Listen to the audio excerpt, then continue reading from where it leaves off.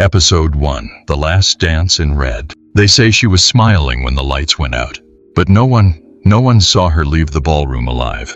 The hotel still stands on the edge of the old harbor, its chandeliers dulled with dust and salt. But if you walk into the grand hall, you can almost hear the echo of that night. The music, the laughter, the clinking glasses. It was a wedding that should have been remembered for its extravagance.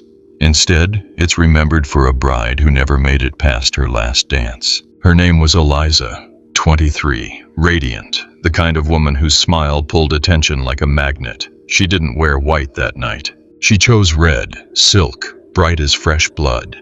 Some whispered it was defiance. Others said it was a family curse.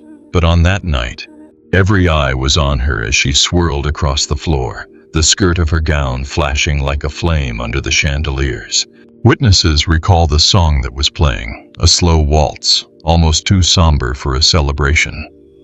Her groom, Michael, seemed stiff, distant, as if every step with her weighed him down.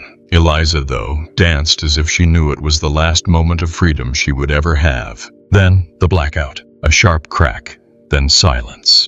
The hall plunged into darkness, glass shattered, guests shouted, stumbled, reached for candles. And then, one sound rose above the chaos, a scream, high, sharp, torn from Eliza's throat. Some swear it was cut off mid-breath, as if a hand had clamped down over her mouth. Others say it ended in a gurgle. When the lights flickered back, she was gone. The groom stood frozen in the center of the floor, his face pale, his lips trembling but voiceless. Around him, overturned chairs, spilled wine staining the white tablecloths like blood. The red gown, the red bride, vanished.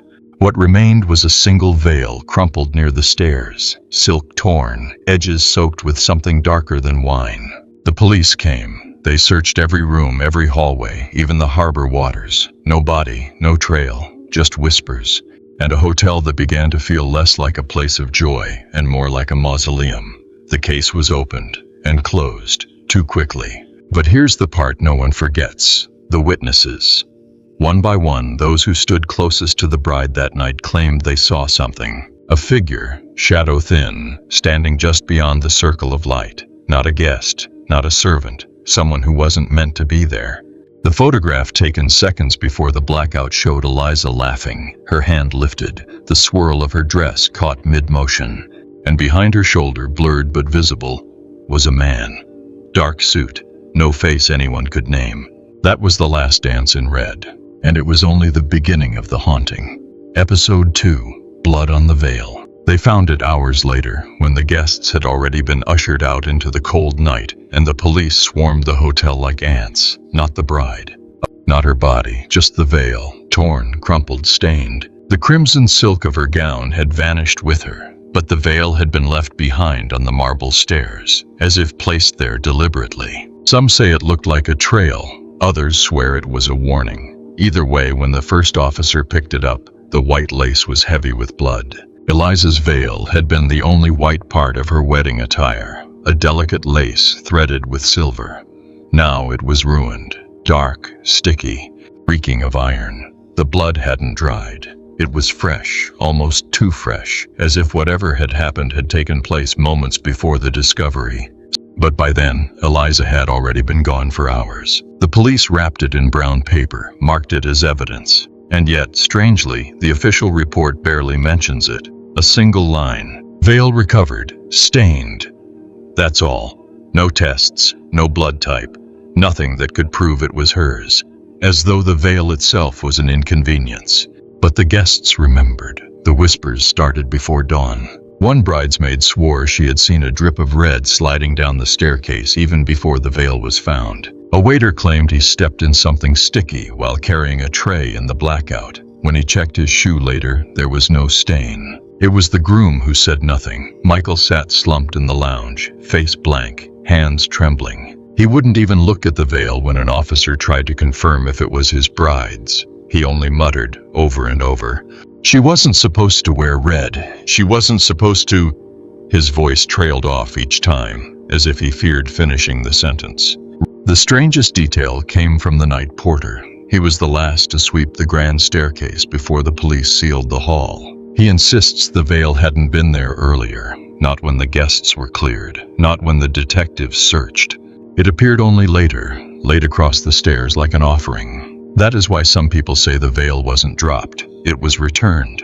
Returned by whoever took her, or by whatever took her. Years later, long after the case was declared unsolvable, the veil was said to resurface. A box delivered anonymously to the local police station contained nothing but lace, still damp, as if the blood had never dried. No one signed for it, no one admitted sending it, and when officers tried to trace the package, the records were gone, just like the bride.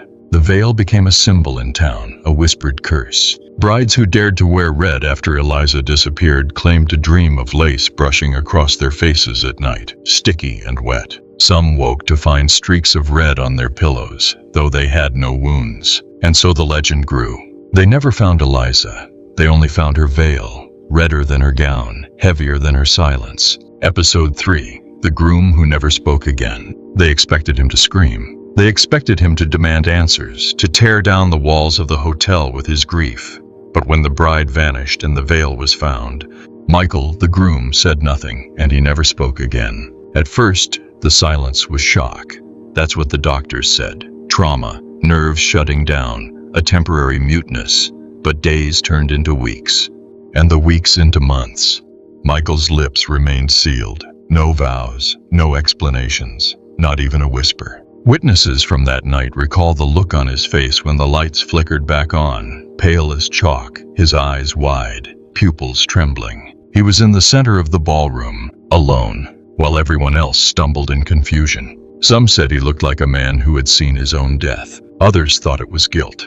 The police pressed him, of course. They demanded to know what he saw during the blackout. Who touched her? Where did she go? But Michael's mouth stayed locked shut. He would write nothing. He would sign nothing. It was as if the truth itself had been sealed inside him. What he did do was worse. He began to draw. Pages and pages of frantic sketches filled his home. A woman in a red dress, faceless, arms outstretched. A staircase dripping black. A mirror cracked down the center. And again, the same phrase written in jagged letters. She wasn't supposed to wear red. His family begged him to explain. His brother swore Michael woke at night, soaked in sweat, clawing at his throat as if trying to force words out. But in the morning, the silence returned. One rumor insists he did speak, just once. A nurse who cared for him after his collapse claimed that, one night, while she checked his vitals, his lips moved, his voice came out like gravel dragged across stone. He whispered, she chose him.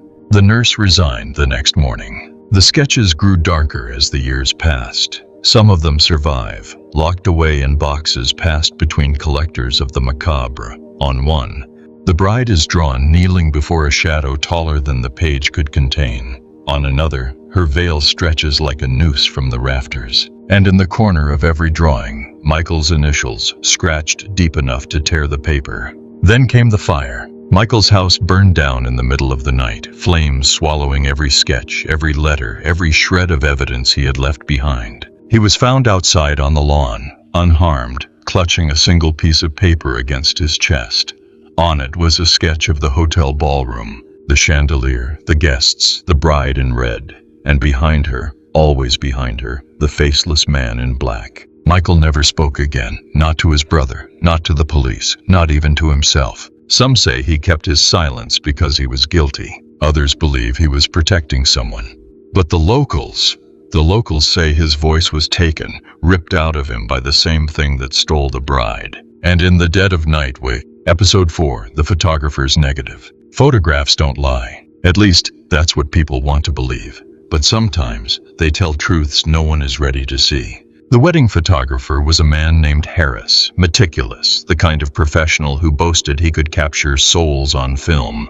In the chaos after Eliza's disappearance, the police seized his camera, eager for anything that might explain what happened in the blackout. But Harris kept one thing hidden, a strip of negatives he hadn't yet developed. It wasn't discovered until weeks later, when Harris himself went missing. His assistant, sorting through his studio, found a roll of film tucked inside a locked drawer. The photographs, once developed, revealed something the police had never reported. The first few images were ordinary. The ballroom glittering under chandeliers, guests smiling, champagne spilling. Eliza in her scarlet gown, radiant, alive. But then came the final frame before the blackout. It showed her mid-step, caught in the swirl of the dance, her face turned slightly over her shoulder. She was laughing. But behind her, just inches away, was a figure that no one remembered standing there. Tall, sharp suit, no boutonniere, no glass of champagne, no trace of festivity. His face was blurred, not by movement, but by something that bent the light itself. Where his eyes should have been, there was only darkness, two hollow pits that seemed to drink in the room around them. When the assistant handed the negatives to the police, they quietly filed them away, claiming the blur was an error in exposure.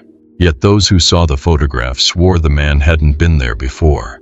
Guests went through the wedding list, servants checked their rosters. No one matched him, no one admitted to inviting him. Harris, the photographer, left a note before he vanished. Just 6 words. He was closer than the lens. They searched for him for months, combing through the harbor, the woods, the back alleys of the city. But Harris was gone, just like the bride. Only his camera was found, abandoned on a bench near the water. Inside, the lens was cracked clean down the center, as though something had pressed against it from the inside. The photograph began to circulate in whispers, a forbidden copy passed hand to hand. Some who stared too long claimed the figure in the background began to change. One swore the faceless man's hand was moving closer to Eliza's shoulder. Another swore the hollow pits of his eyes reflected not darkness, but fire. And then there were those who refused to look at it at all.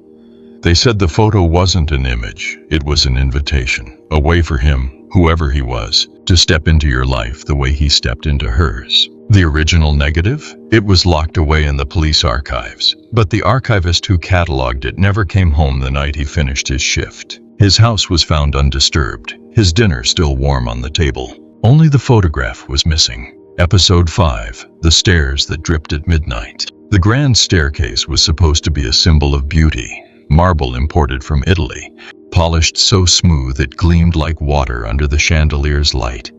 Eliza descended those very steps the night of her wedding, her red gown sweeping across the stone like a flame. But after she vanished, the staircase became something else, an altar. It started the first week. The night porter was the only witness, making his rounds long after the guests had fled and the police had packed away their unanswered questions. At exactly midnight, he swore he heard it, the sound of droplets, steady, rhythmic, striking the marble one by one. When he followed the sound, he found nothing at first. No leaking pipe, no spilled wine. Then he looked closer. A thin trail of liquid trickled down from the top of the stairs, staining the white stone. He bent down, touched it with his fingertip, and froze. It was warm and red. The porter refused to stay on shift after that. Others replaced him, each dismissing the tale, until they saw it too. Always at midnight, always dripping. By morning, the stains would vanish, the marble perfectly clean, as though scrubbed by unseen hands. Guests began whispering. Couples who stayed at the hotel reported waking to the faint patter of dripping, though their rooms were nowhere near the staircase. One bride claimed she saw footprints in red leading down the steps, small and delicate, like Eliza's size. They ended abruptly at the last stair, as though the ground itself swallowed her whole. The management tried everything, new marble polish, inspections, even sealing the staircase off behind velvet ropes. Nothing helped. Midnight always brought the sound back. One daring guest placed a silver basin at the foot of the stairs, determined to prove it was just water catching the moonlight. But when he returned at dawn, the basin was full, brimming with dark liquid that smelled of iron. He fled the hotel that same day and never returned. Locals say the dripping wasn't water, it was the bride herself, bleeding through time, trying to trace her way back down the steps she never finished walking.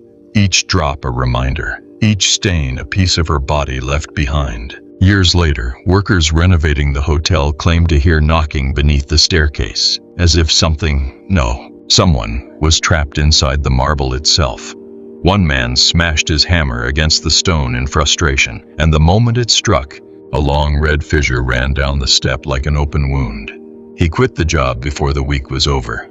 Today, the staircase is the one place tourists beg to see. Guides tell them to stand at the bottom at midnight, to listen carefully. Some laugh, calling it a trick of acoustics. But there are always a few who turn pale, their heads tilting, their ears straining. Because sometimes it isn't dripping they hear. Sometimes it's footsteps, steps too soft to belong to the living. Episode 6, The Whisper in the Chapel. They say the chapel was the only place untouched by the chaos of that night. No overturned chairs, no shattered glasses, no stains on the altar. But silence. Silence has a way of holding secrets tighter than any lock. After Eliza vanished, the chapel became a refuge for the grieving. Guests returned weeks later to light candles, to whisper prayers for the lost bride in red. At first, it was only sorrow. Tears on the pews, flowers left wilting beneath the crucifix. But then came the voices. It began with a single pilgrim, a widow who had come to ask God for mercy. She swore that as she knelt, her prayer was interrupted by another voice, soft and feminine, brushing against her ear, though the chapel was empty. The voice didn't echo like the priest's sermons.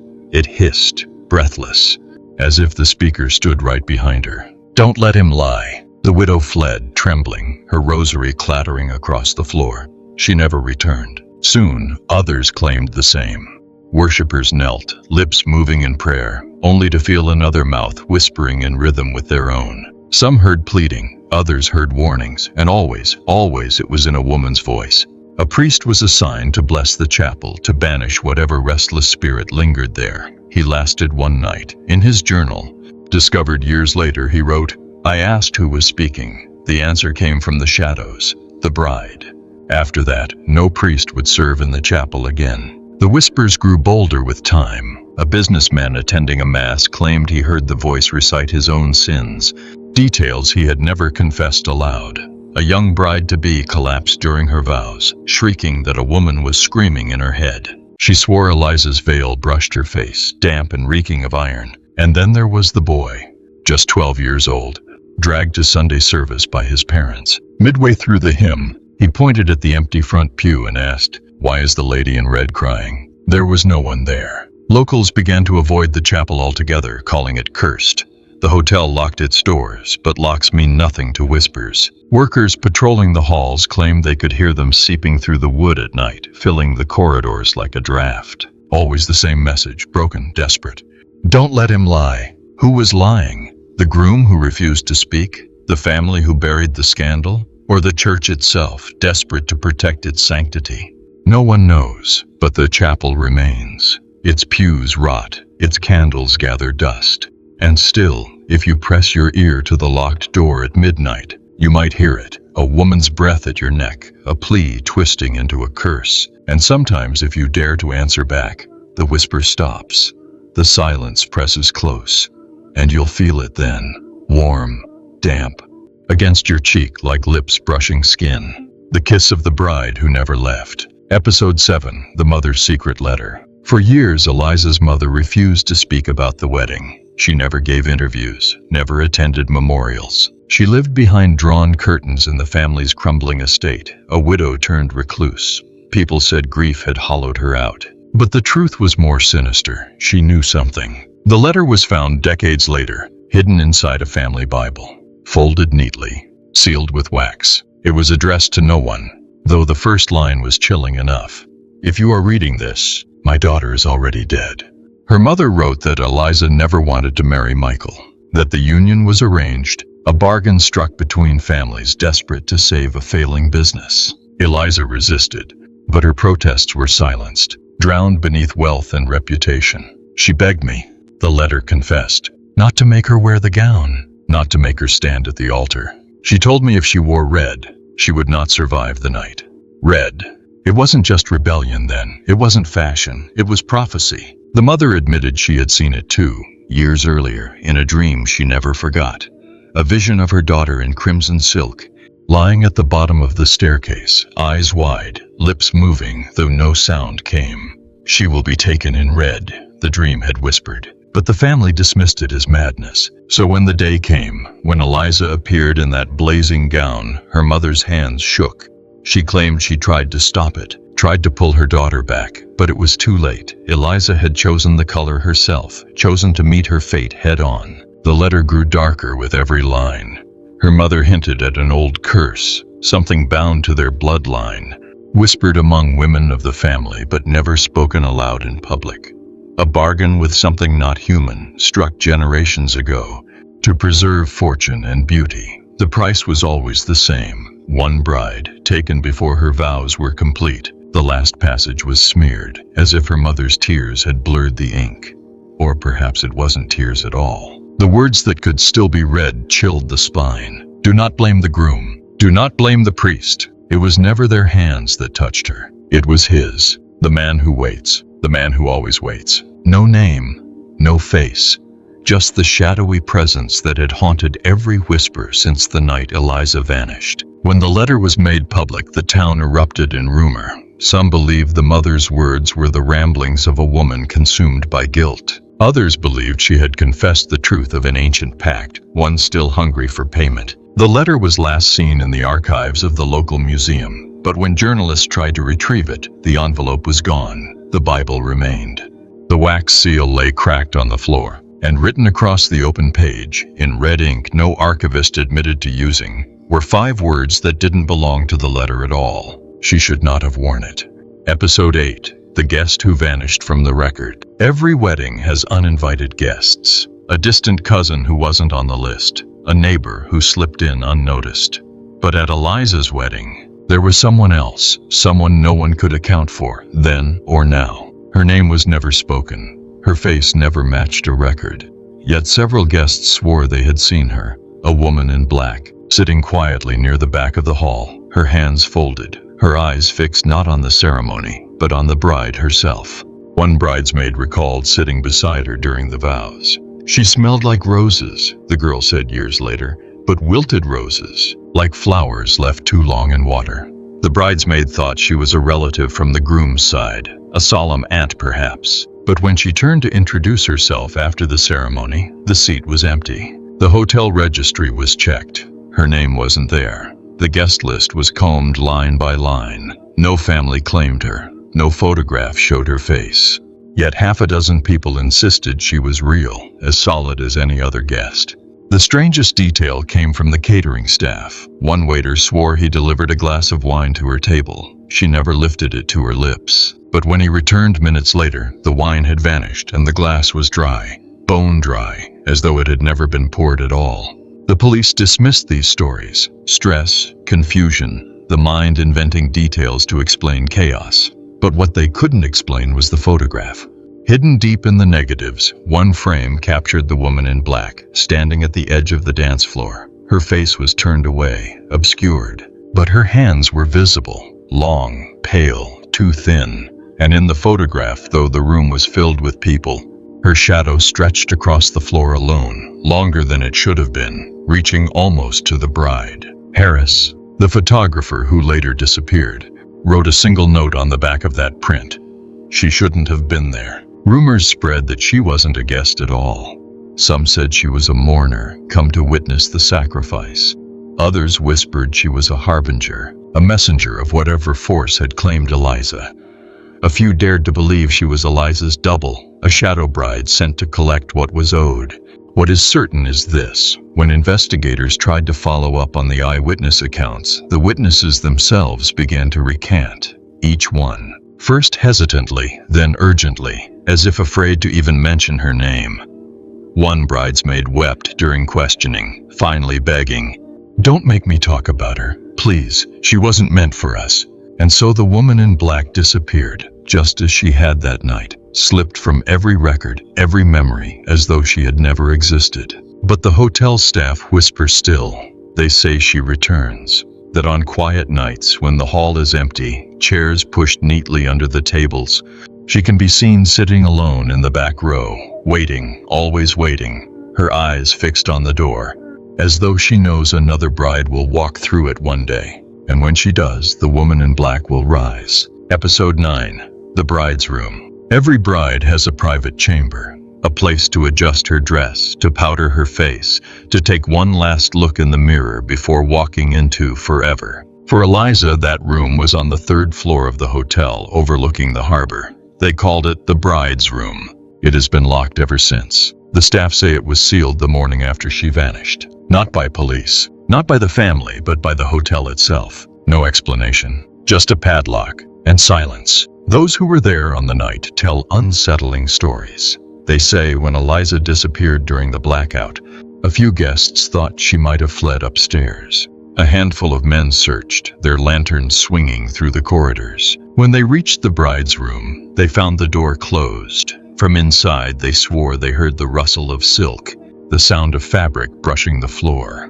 One man even swore he heard her voice, soft, broken, muttering words he couldn't understand.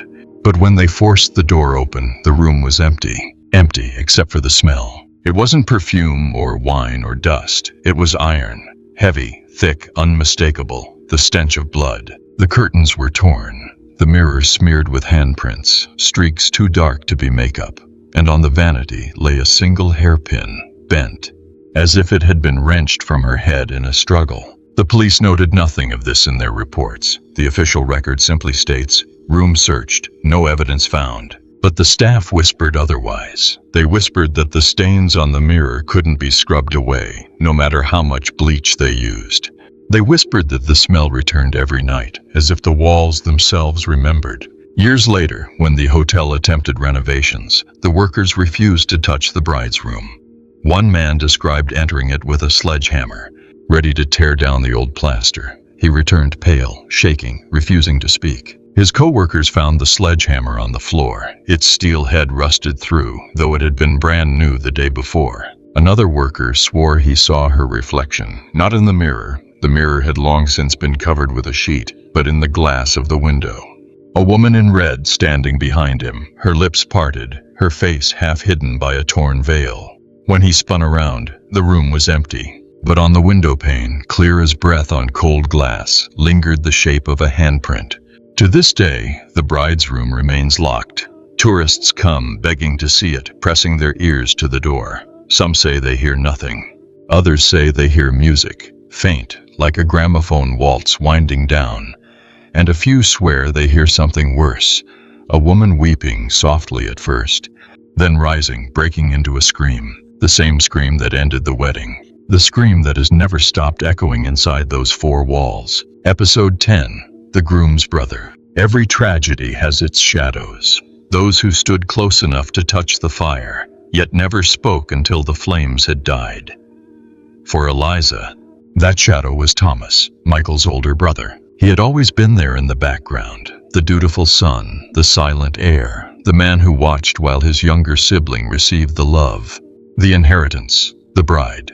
But years after Eliza vanished, Thomas confessed to something no one had dared to say aloud. He had been in love with her, desperately, hopelessly. It wasn't just admiration, it was obsession. Letters, never sent, were found hidden in the drawers of his study. Words etched in trembling hand.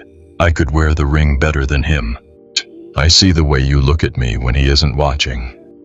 If you wore red, you would be mine. Yes, red, that cursed color. Witnesses later recalled the way Thomas lingered near the ballroom doors that night, his eyes fixed on Eliza as she danced. One bridesmaid swore she saw him clutching his glass so tightly it shattered in his hand when Michael twirled her too close. He bled, but never flinched. His gaze never left her. And then there was the blackout. Some whispered that Thomas slipped away in the darkness, that he was seen climbing the stairs, his figure lit only by the flicker of candles. Others claimed he was the first to shout her name when the lights returned, his voice cracking as if it were his own bride who had vanished. When questioned, Thomas said little, but in private his actions told another story. He returned to the hotel again and again in the months after, wandering the halls long after midnight. Staff caught him outside the bride's room, his hand on the locked door, whispering her name. His brother Michael, the mute groom, would watch him with hollow eyes. Two men bound by silence, but for different reasons. One by trauma, the other by secrets. And then came Thomas's final admission. Years later, at a tavern, drunk and trembling, he told a friend, "She came to me before the vows. She begged me to take her away. I didn't. I couldn't. And now she's his even in death." The friend laughed it off as the ranting of a broken man, but the way Thomas's eyes shifted toward the empty corner of the room, as if someone stood there listening, was enough to freeze the blood. Soon after, Thomas disappeared, just like Eliza. just like Harris, the photographer. His house remained intact, his belongings untouched. But on his bed lay a single item, Eliza's bent hairpin, the one last seen on the vanity in the bride's room. How did it reach him? Who placed it there? No one knows. But some whisper that Thomas didn't vanish at all. They say he finally followed her, stepping willingly into the same shadow that had claimed his bride in red. And now, when the hotel creaks at night, when footsteps echo on the marble stairs, the staff insists they sometimes hear not one voice, but two, hers, whispering, and his, answering. Episode 11, The Mirror That Wouldn't Break. Every bride looks in a mirror before walking down the aisle. Eliza was no different. But the mirror she faced in the bride's room has never been the same since. It still hangs there, framed in gold leaf, its surface dimmed with age. At first glance, it looks ordinary, just another relic of a forgotten wedding. Yet those who've dared to stand before it swear the glass does not reflect the living, it reflects the lost. The legend began the morning after her disappearance. A maid, sent to tidy the bride's room before the police sealed it, found the mirror smeared with dark streaks, handprints pressed so deep they seemed burned into the silver. She tried to wipe them away. The marks remained. When she raised her own hand to compare, she saw something impossible. The hand in the reflection didn't move with hers. It lagged, dragging slowly, as though weighed down, and the fingers, longer, sharper, tipped with red. She screamed and the mirror cracked, but it never broke. Years later, countless attempts were made to destroy it. Hammers, stones, even fire. The glass refused. Instead, each strike left the same result. Another smear, another faint outline of hands clawing to get out. Some say the mirror trapped Eliza in the moment she last looked at herself, the instant before she vanished. That her reflection was stolen, locked inside. A bride forever dressed in red, pounding silently against the glass, begging to be released. One guest claimed to have seen her face there. Not faint, not blurred, but clear, as though she stood just on the other side. Her veil torn, her lips moving. He swore she mouthed a single word, liar. Who she meant, no one dared to guess. The bravest dared to test the legend. They lit candles in the chapel, carried them into the room, and stood before the mirror at midnight. Without fail, the flame would gut her, shrink, and finally die, though no draft touched it. What remained was darkness, and in the darkness, the reflection of the bride. A boy once pressed his ear to the glass. He swore he heard crying, not weeping, but the sound of fingernails dragging across stone, of silk tearing slowly, of breath hitching between muffled screams. And then there were the whispers. A security guard locked the room one night and claimed he heard the mirror whisper his name, not once, over and over, louder each time. When he returned with a hammer, determined to smash it once and for all, he was found unconscious on the floor, the glass untouched. Now the mirror is covered by a sheet, but those who pass the room say the fabric moves, rising and falling as though something beneath it breathes. Some nights, if you stand very still, you'll hear the faint tap, tap, tap of fingers from the other side. They call it the mirror that wouldn't break. But maybe it's not that the mirror refuses to break. Maybe it's that something inside refuses to let go. Episode 12, The Bride Returns. 20 years passed. The ballroom aged, its chandeliers dulled, its marble stairs cracked with time. The case was long declared unsolvable, the files gathering dust, the whispers fading into legend. But legends, like wounds, have a way of reopening. It was the anniversary night, 20 years to the day. The hotel, desperate to revive its failing business, held a commemorative gala. A celebration of history, they called it. Music swelled once again beneath the chandeliers. Guests in velvet and silk filled the hall, their laughter echoing against the old walls. They danced, toasted, pretended not to remember. But at midnight, the laughter stopped. The doors opened on their own, though no hand touched the handles. A chill spread through the ballroom. And there she was, the bride in red. No one saw her walk in. No one saw her step from the street or descend from the stairs. She was simply there, standing in the center of the room, as though she had always been. Her gown shimmered, brighter than memory, silk flowing like fresh blood. Her veil was torn, her face half hidden, her lips curved into something that wasn't quite a smile. The musicians froze. The dancers stilled. For a heartbeat, no one moved. Then one of the guests, an elderly bridesmaid who had been there the night she vanished, collapsed, clutching her chest. She whispered, "She's back." Some swore she looked older, her skin pale, her eyes hollow, as though she had lived all 20 years in the dark. Others swore she hadn't aged a day, but all agreed on one thing: she was real, not mist, not rumor, flesh, silk, and silence. She did not speak. She did not scream. She only raised her hand, delicate, trembling, and pointed at the groom's family. Michael, the mute husband who had never spoken again, was not there. He had been buried 5 years earlier. But his brother's son, the heir, stood frozen in her gaze. And in that moment, the boy swore he felt her voice inside his skull, a whisper cold as ice. The lie is not finished. Panic erupted. Guests fled, overturning tables, shattering glasses, their screams rising above the music that continued to play, though no hands touched the instruments. The bride never moved. She only turned her head slowly, watching each person as they ran, as if memorizing their faces, as if choosing who would be next. When the lights flickered, she was gone. But the aftermath was undeniable. Dozens of guests testified. Photographs captured her in the center of the floor, blurred but unmistakable. The red gown, the torn veil, the hollow eyes. And on the marble steps, the stains returned, dripping fresh, pooling as though 20 years had never passed. The hotel shut its doors for good after that night, but the legend spread beyond the harbor, beyond the town, across the country, because the bride in red had returned. And this time she had not come for a dance. She had come for an answer. Episode 13. The file that was never closed. Every crime leaves a paper trail. Reports, testimonies, evidence logs, all the pieces meant to tell a story. But the file on Eliza's disappearance has never told the truth, because the truth was buried. In the dusty basement of the police archives, there was once a folder stamped closed. Inside, a thin stack of documents, witness statements redacted in black ink, photographs missing from their sleeves, and a single line on the final page. Bride presumed deceased. Case terminated. But hidden between those pages was something different.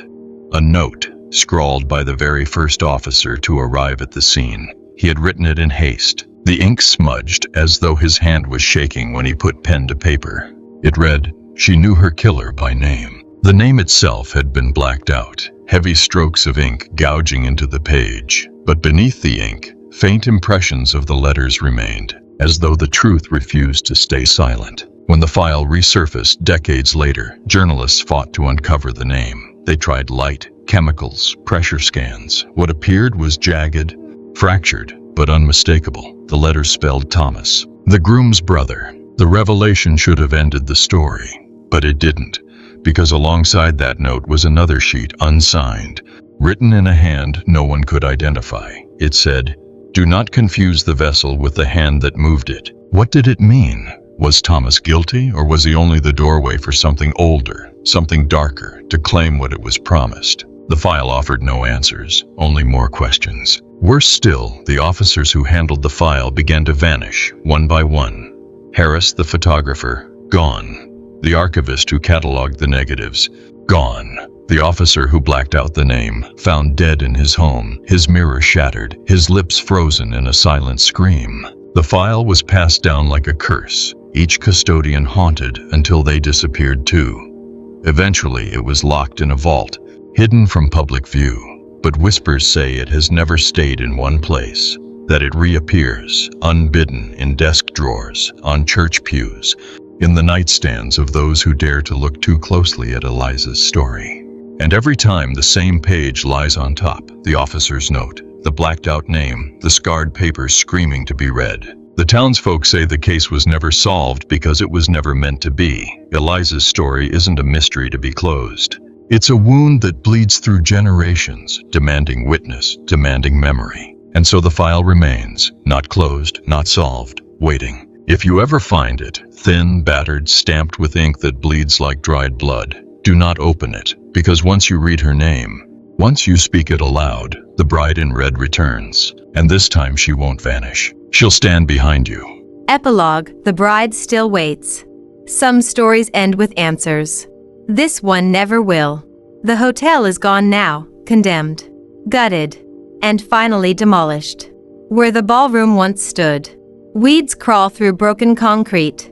The grand staircase is buried under rubble. The chapel's crucifix lies rusting in a landfill. Time, they hoped, would erase the stain. But time does not erase blood, because the sightings never stopped.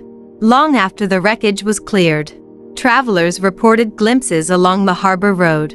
A woman in a red gown, drifting between the fog and the sea, her veil torn, her steps soundless. Some saw her by the water, staring at her reflection as if waiting for it to move. Others saw her in the distance, standing at the exact spot where the hotel once stood, her head tilted as though listening for music only she could hear. And then there were the voices. Families who moved into nearby houses whispered that at night, when the wind blew in from the harbor, they could hear faint music, the waltz that played the night she vanished. If you listened too closely, the music would falter, and beneath it, a woman's scream. The file remains sealed, its pages locked away. But those who touched it speak of the same dream, Eliza, dressed in red, standing at the bottom of the staircase, lifting her veil. Her lips move, but the dreamer always wakes before hearing what she says. The last custodian of the file, a young clerk, resigned after just 3 weeks. He claimed the note inside had changed. The ink, once black, now bled through the page in crimson. The words were no longer, "She knew her killer by name." They were, "She knows yours now." The town avoids the subject.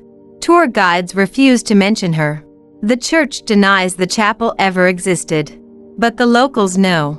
They keep their curtains drawn on anniversaries. They bury their daughters in white, never red. And they warn strangers not to linger near the harbor after midnight. Because the bride still waits. Not for justice. Not for peace. For something older. Something darker, to be remembered. To be called. To be followed. And if you're listening now, if you've followed her story this far, then perhaps you already feel it, the chill at your back. The shadow lengthening in the corner of your room. Perhaps you've begun to wonder if someone stands behind you. Silent. Waiting for you to turn. If you do, you may see her. The veil. The silk. The eyes that never closed. The bride in red. And when you do, it will be too late. Because some murders are never solved. Some files are never closed. And some brides never stop waiting for the next dance.